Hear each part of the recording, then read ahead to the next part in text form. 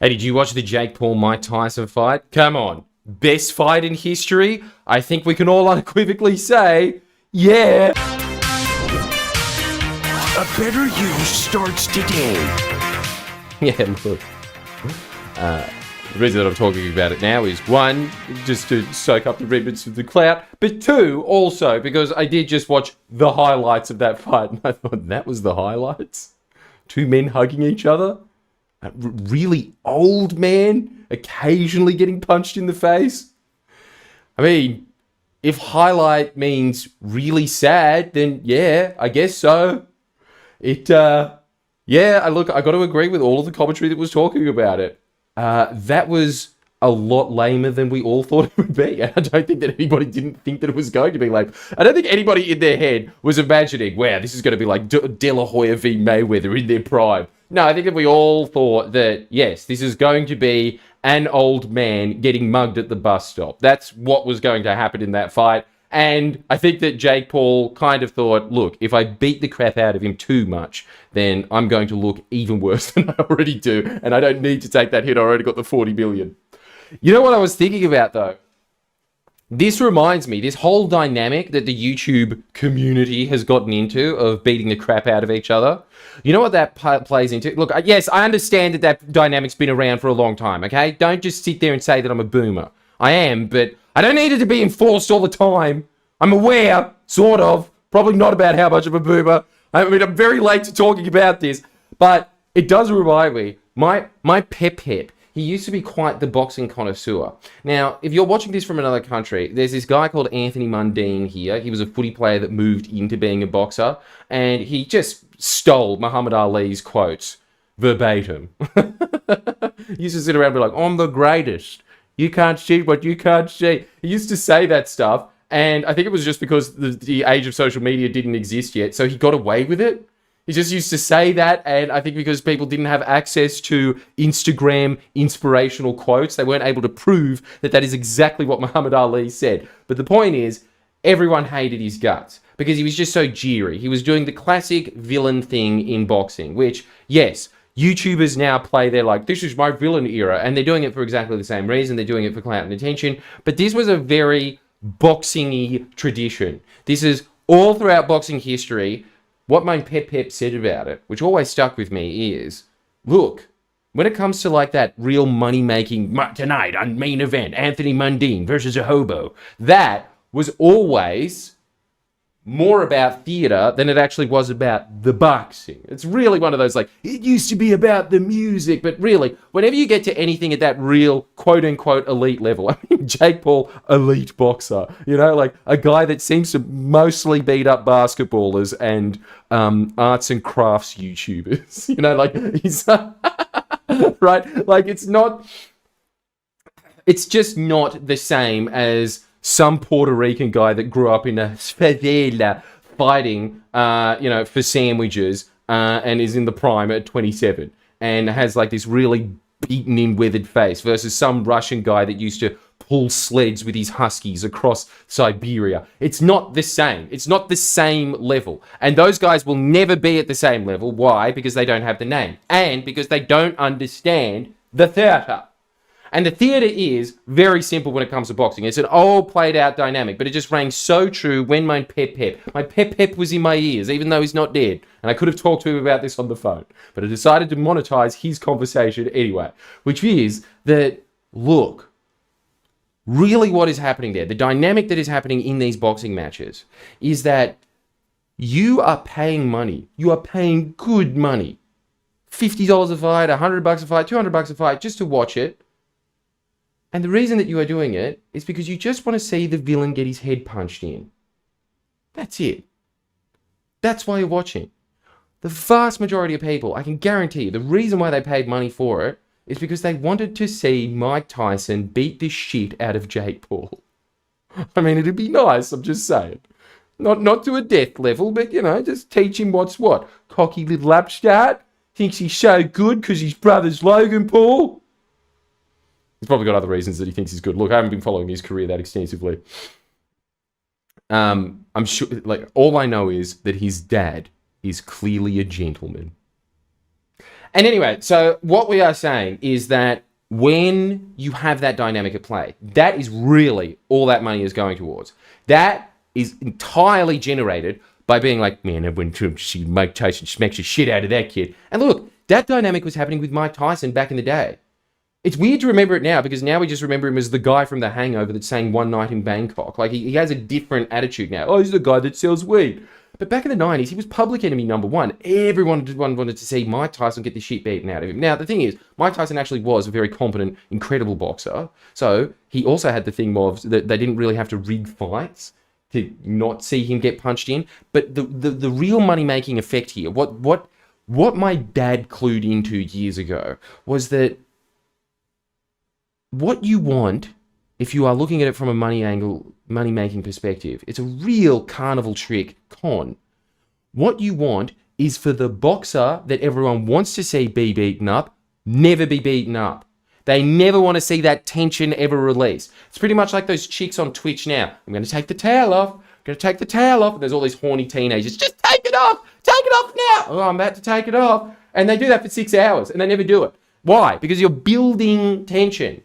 You're building tension, and tension that is never released. This is the same dynamic that is happening in a bunch of those sort of like rom-com sitcoms back in the 90s.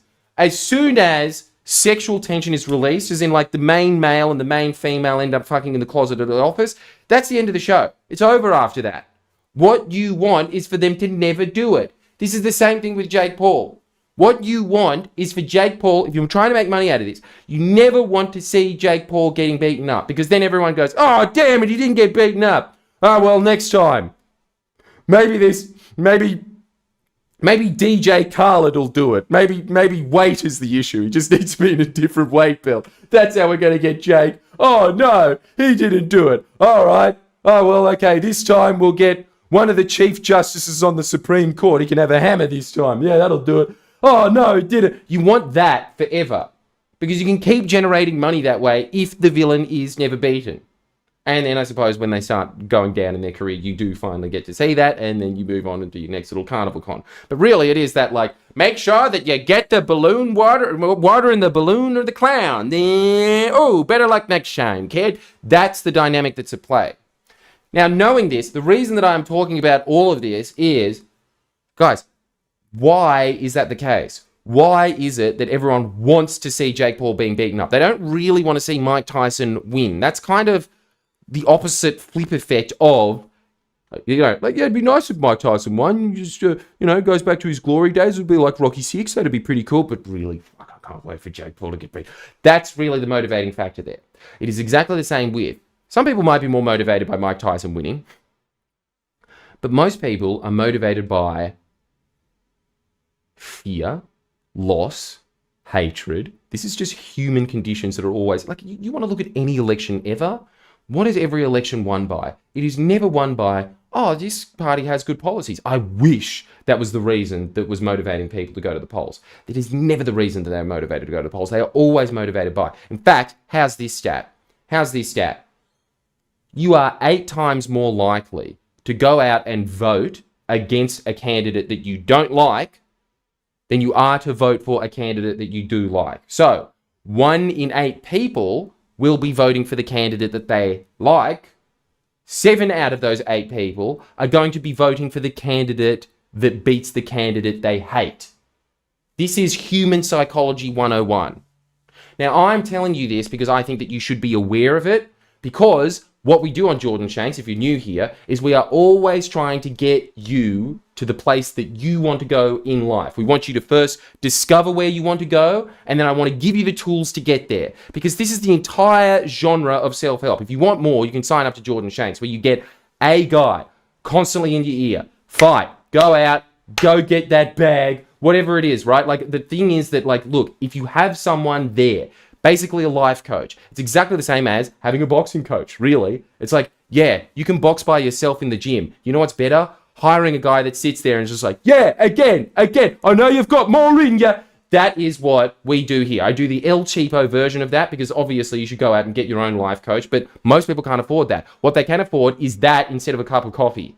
And I'm telling you now, as you've seen on our updates of the very many videos we've done on shitting on coffee, coffee sucks. Self-help is mad. I think it's a better investment. You should go into it. But the reason that I am talking about it in this frame is because this is one of the main motivators in life.